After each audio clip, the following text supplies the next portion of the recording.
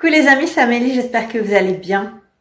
Aujourd'hui, on se retrouve pour une capsule destinée à nous demander pourquoi on ne sait pas dire non.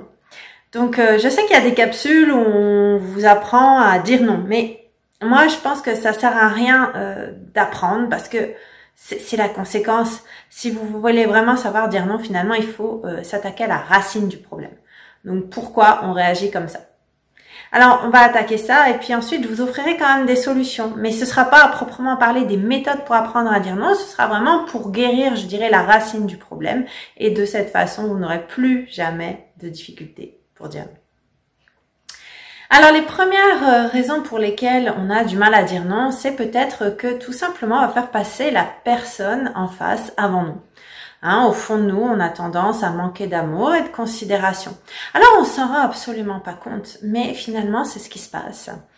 Et du coup, on va préférer faire plaisir, en quelque sorte, à l'autre personne et faire passer nos désirs après, tout simplement. Alors, il est vrai aussi qu'on peut tout simplement ne pas savoir ce que l'on veut. Alors ça aussi, ça arrive.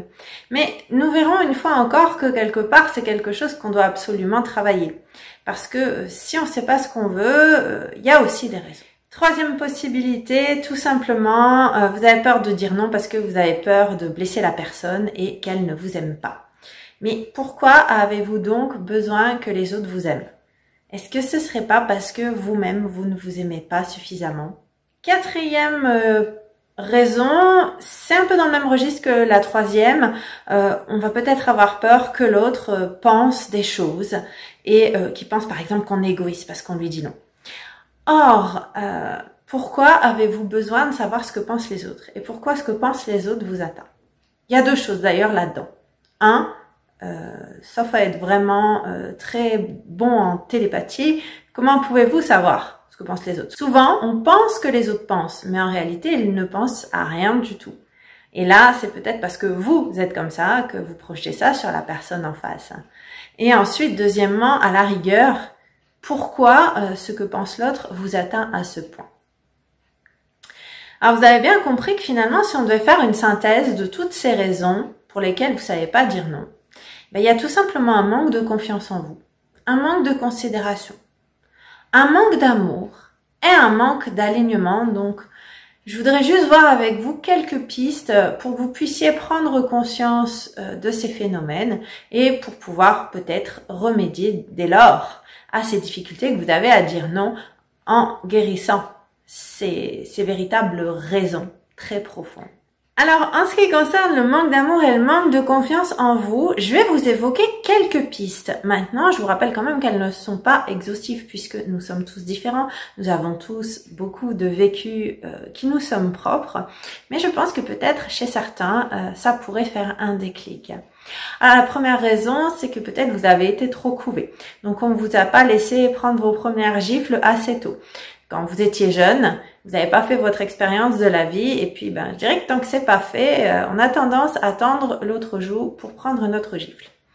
Après, relativisons ces propos parce qu'il y en a qui n'apprennent jamais de leurs erreurs. Mais pour ceux qui apprennent de leurs erreurs, c'est nécessaire d'avoir ces premières mauvaises expériences pour en tirer des leçons.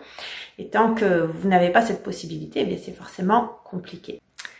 Ensuite, est-ce que par hasard, lorsque vous étiez très jeune, vous n'aviez pas peut-être des parents qui vous disaient que vous pouviez faire mieux et en quelque sorte vous critiquaient, vous disiez jamais que c'était bien, mais qu'il y avait toujours moyen de faire mieux, ou vous disiez même que vous faisiez pas bien. Alors le problème quand c'est comme ça, c'est que étant jeune, on manque de discernement, donc on a tendance finalement à ne pas en vouloir à la personne qui va nous dire ça, surtout si ce sont nos parents, mais le problème c'est qu'on va moins s'aimer nous. On va forcément moins avoir de considération. Et comme on est jeune, ça reste un petit peu ancré. Et après, lorsqu'on grandit, ça peut rester au niveau inconscient. Autre possibilité, toujours dans le même registre, il est possible que lorsque vous étiez toujours très jeune, vos parents avaient tendance à vous montrer les autres tout le temps en exemple, que un tel c'est vachement bien ce qu'il fait, ou que c'est mieux que vous. En gros, c'est un tel qui fait bien, c'est l'exemple à suivre. Et puis vous, quelque part, à la limite, c'est peut-être jamais bien, en tout cas, on vous le dit jamais. Donc, exactement comme le point que je viens d'évoquer précédemment, c'est des choses dont on se souvient pas forcément et en tout cas pas tout de suite, mais effectivement c'est quelque chose qui peut rester ancré en nous, a fortiori si on a vécu ça très jeune.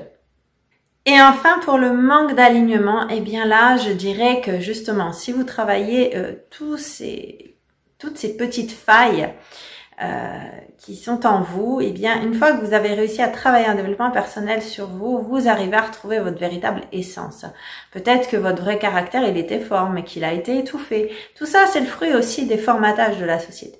Donc, à partir du moment où vous avez entamé un grand travail sur vous, vous êtes, ce qu'on dit donc, aligné avec vous, c'est-à-dire que vous avez retrouvé votre vraie essence. Vous n'êtes plus quelque part derrière un masque, derrière une autre personne qu'on s'est quelque part fabriqué parce qu'on voulait plaire aux autres quand on était jeune. Et ça vous permettra dès lors d'être vraiment unis avec vous-même. Et une fois qu'on a ça, déjà on sait plus facilement ce qu'on veut et on va plus facilement aussi vers ce qui nous convient le plus. Et donc forcément on a moins d'ennuis, la vie paraît plus facile. Et puis on n'a pas peur de s'affirmer. On sait qu'on a raison. On va pas non plus avoir peur de ce que pensent les autres parce que on sait qu'on a raison, parce que au fond de nous, voilà, on est solide, on n'a plus besoin d'approbation extérieure finalement. Et dès lors, si vous avez bien compris qu'il est primordial de suivre vos envies, eh bien vous n'aurez plus jamais aucun problème pour dire non, tout simplement. Donc voilà ce que j'avais à vous dire sur cette courte capsule. Évidemment, le sujet pourrait être creusé à l'infini puisque nous sommes tous différents, mais ça relève plutôt d'une séance de développement personnel. N'oubliez pas que si vous en avez besoin, je peux éventuellement vous accompagner ou alors vous pouvez tout simplement rejoindre les ateliers mensuels. Ça nous permet de mutualiser les coûts et de travailler plusieurs thématiques une fois par mois. Je vous mets les liens en descriptif de cette vidéo. En attendant, j'espère que ces quelques renseignements auront apporté beaucoup à certains d'entre vous. N'ayez pas peur de dire non, n'ayez pas peur de vous affirmer. Et puis, je vous dis merci et à bientôt pour d'autres vidéos.